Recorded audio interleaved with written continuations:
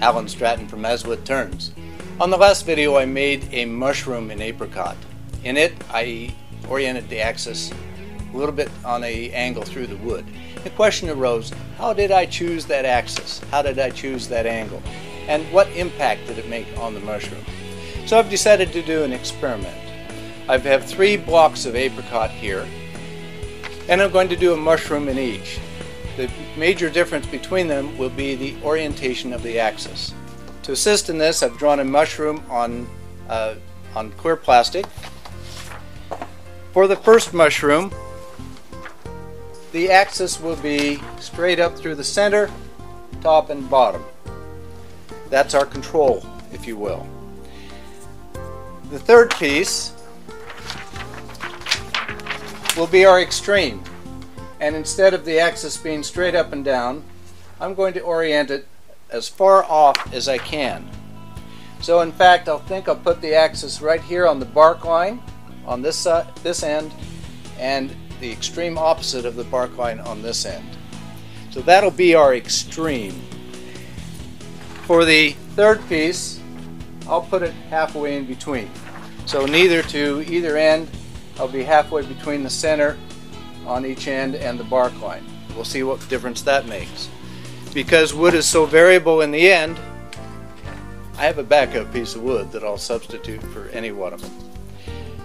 Now, to begin, I cannot glue this to a faceplate or use my chuck because I don't have a good firm base to latch onto. So I will turn these between centers and use a spur drive center on one end. I will turn a spindle or a tenon on the end and switch over to the long neck jaws in my scroll chuck. The problem I have with these jaws on this chuck is that there's very little gripping area. So essentially just 4 points. So I'll have to be careful with them and keep the tailstock on until the last possible moment. Fourth piece, yeah. So let's go, let's have some fun and see what difference the axis makes. Okay, so this is number 1. Mounting is quite easy, as it's just line up on the pith, and did have a fairly large knot on one side, had to work through that. I probably should have bandsawed it off, but that's okay. It worked this way too. Then work the stem down to where it's in a cylinder and ready to rip, and then gradually work the mushroom cap and the stem. All this to start off with is with a bowl gouge. The greatest care is to work on the cap, as it's the irregular piece. The ragged edge is actually quite dangerous. I have to make sure I know where it is at all times and work around it and make sure that it will not catch me, and because it could cut me or whatever other damage on that if you don't know where that edge is. Switched over to a small spindle gouge to work some of the inside of the cap, both in a cutting motion and in a scraping motion, and then switched over to a round nose scraper also to see if I couldn't get it a little bit more smooth before I sand it. Wanted to make sure that the bark stayed on, so I treated both of the top and the bottom edges of the bark with CA glue, and hopefully that's enough to keep it around. Then form the tenon on the bottom that I'll eventually use when I flip it over and put it into the scroll chuck, so that I can finish the top of the cap of the mushroom. And clean that up, just a little scraping action with a large skew. Then use the smaller skew to get in and do some refinement on the stem. This is nice when you have it cranked up and can ride the bevel on that skew and get a nice beautiful cut in this apricot. It is still somewhat green or wet, but it's firming up at this point and hardening, so it makes for a nice smooth surface off the skew. But I will sand it completely in the sanding stage to make sure it's all uniform and right on that. Then flip it around. I'm getting close to the end now and just want to refine that stem just a little bit more.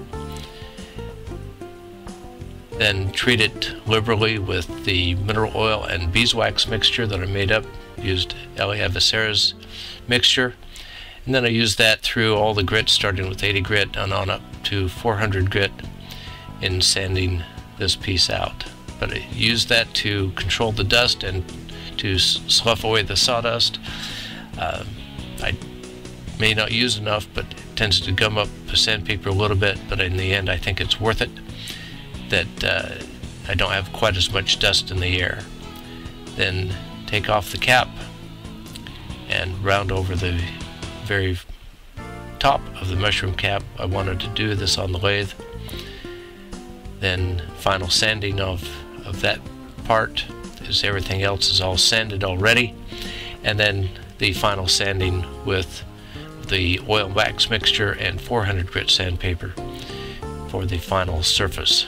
Could go to 600 on this one with its a little rustic nature. I think 400 grit is more than enough for this.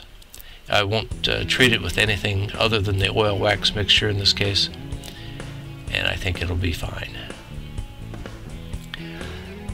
Then with the sanding done, it's time to part off the mushroom. Here I'm going to cut back the base because I want to try and undercut the very bottom of the base of the mushroom just a little bit. It's a tough area to get into. Give myself some clearance and then attack it with the small spindle gouge. And work it both ways, in and out. Although I think the pith caused it to break away a little bit sooner than I had thought, and it did go fly away from me. But I retrieved it, and I think it's turning out very nice for this mushroom. Again, this is intended to be oriented with the axis directly up through the center of the wood. Now we'll go on and do the next one. If you like this, let me know. If you have any other ideas, let me know. If you want me to try something, let me know. I'll try it out.